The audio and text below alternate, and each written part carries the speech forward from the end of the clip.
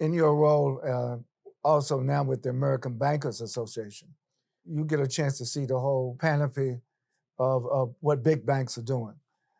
How would you evaluate their relationship? Well, I would tell you they're moving in the right direction. I would tell you it's not moving fast enough, just as I've stated. But what I would tell you, Wells Fargo, again, they stood up first and basically made a commitment of $50 million to invest in Black banks. I'm gonna say that very clearly, Black banks. And they followed through on that. And so we were one of the recipients of that. I'm proud to say. We went through the investigation and background checks, and just like every other investor would, to Sure. determine if you're worthy of being invested in. And so we were fortunate enough to be worthy to be invested in. But I would tell you the intent is this is a long haul discussion, Dr. Chavis.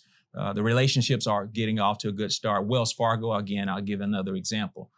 They were critical to our move to Minneapolis. Many may know, your listeners, Minneapolis is where George Floyd was murdered.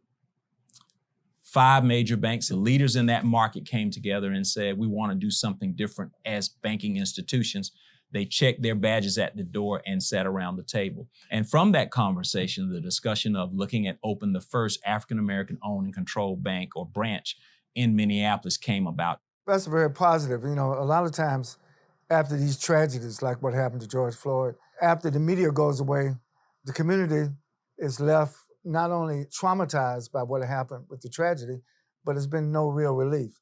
But for you to say now that First Independence Bank is not only in Detroit, but now you're in Minneapolis. That's correct.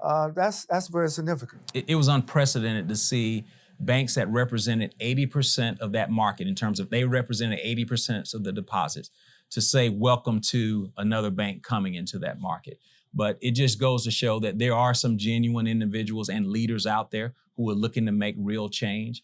And I can tell you, I'm proud to be associated with them. Now, the good news for us is, yes, we're there and we have gotten the pledges. We've got a lot of work to still do in that market, but that group is now still meeting and looking at other ways that we can be helpful in creating change that could be impactful.